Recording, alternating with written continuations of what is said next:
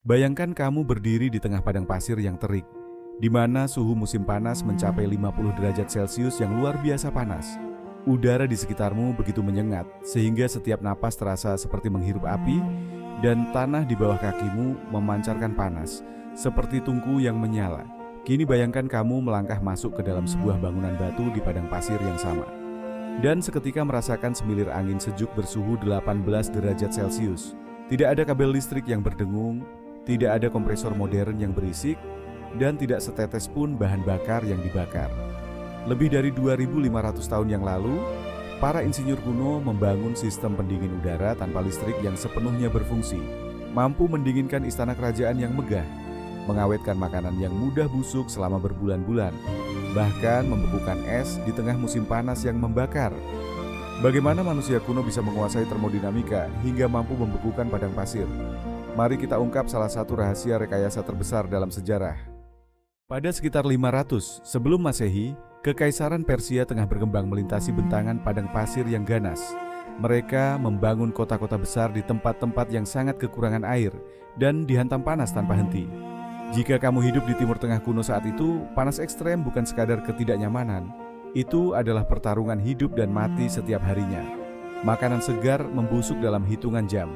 Persediaan air terbuka menguap hampir seketika, dan tinggal di dalam bangunan lumpur biasa terasa seperti masuk ke dalam tungku kayu bakar. Meninggalkan wilayah itu bukan pilihan. Maka para arsitek Persia pun mengembangkan dua keajaiban rekayasa revolusioner yang hingga kini masih dipelajari dan ditiru oleh para ilmuwan energi hijau modern. Pertahanan pertama melawan panas yang brutal adalah struktur arsitektur ikonik yang dikenal sebagai Badgir, yang secara harfiah berarti penangkap angin. Ini adalah menara berongga yang menjulang tinggi di atas atap rumah, dibangun dari bata lumpur tebal khusus yang menyerap panas di siang hari dan melepaskannya perlahan di malam hari. Namun kejeniusan sejati Badgir bukan hanya pada masa termalnya, melainkan pada fisika aerodinamika murni. Di permukaan tanah, angin padang pasir penuh dengan debu berat, pasir, dan panas yang menyengat. Namun jauh di atas, angin atmosfer bergerak jauh lebih cepat, membawa udara yang jauh lebih dingin dan bersih. Bukaan-bukaan tinggi pada Badgir dirancang dengan cermat untuk menangkap angin di ketinggian itu dan memaksanya turun langsung ke ruang hunian di bawah. Saat aliran udara dingin ini masuk ke dalam, ia menciptakan perbedaan tekanan alami yang besar. Perbedaan tekanan ini memaksa udara panas yang terperangkap di dalam rumah keluar melalui ventilasi pembuangan sekunder di sisi bangunan yang berlawanan. Jadilah sebuah siklus ventilasi alami yang pasif dan terus-menerus. Namun sekadar pergerakan udara hanyalah setengah dari solusinya. Untuk menurunkan suhu ruangan hingga level lemari pendingin, para arsitek kuno membutuhkan air. Jauh di bawah lantai padang pasir yang membara, orang Persia menggali jaringan saluran air bawah tanah yang luar biasa, disebut kanat. Terowongan-terowongan bawah tanah ini mengalirkan air dingin dari gletser pegunungan yang berjarak puluhan kilometer jauhnya. Para insinyur Persia kemudian menghubungkan penangkap angin di atap mereka langsung ke saluran air bawah tanah yang dalam ini. Ketika udara panas dan kering ditarik turun melalui menara tinggi, ia langsung berbenturan dengan permukaan aliran air bawah tanah yang membeku. Kontak ini memicu pendinginan evaporatif, hukum termodinamika yang persis sama yang digunakan kulkas modern kita hari ini. Saat udara kering menyerap kelembapan dari aliran air, suhunya turun drastis.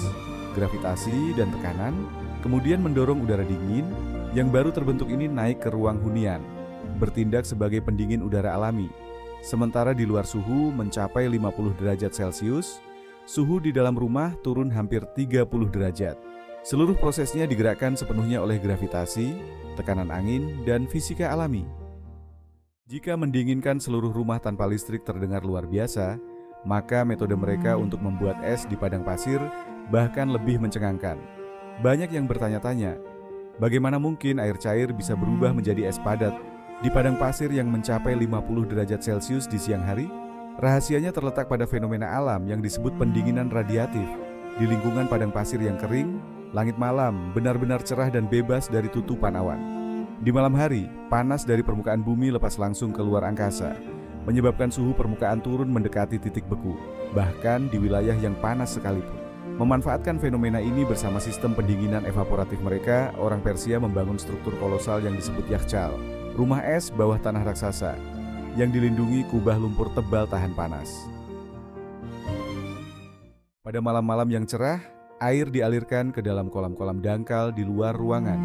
Panas memancar keluar ke atmosfer, dengan cepat membekukan air menjadi lembaran-lembaran es tebal sebelum matahari terbit.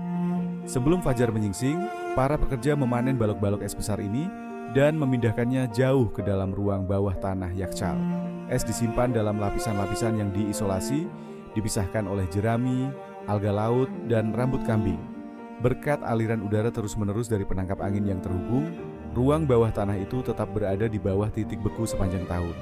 Bahkan di puncak panas bulan Juli, keluarga kerajaan Persia menikmati minuman berais, buah-buahan dingin, dan makanan penutup beku di tengah padang pasir yang gersang.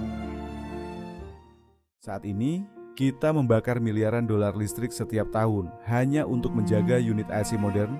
Kita tetap berjalan, padahal 2500 tahun yang lalu, orang Persia kuno mendinginkan seluruh kota menggunakan 0 watt energi. Seiring melonjaknya biaya energi secara global dan jaringan listrik modern yang kewalahan menghadapi gelombang panas ekstrem, para arsitek terkemuka di Amerika Utara, Eropa, dan Australia kini mulai meninggalkan pendinginan berbasis listrik yang boros. Sebagai gantinya, mereka mengintegrasikan versi modern dari penangkap angin Persia kuno, dibuat dari baja dan kaca, ke dalam gedung pencakar langit berkelanjutan masa kini. Ternyata teknologi terbaik untuk masa depan kita sesungguhnya sudah ditemukan ribuan tahun yang lalu.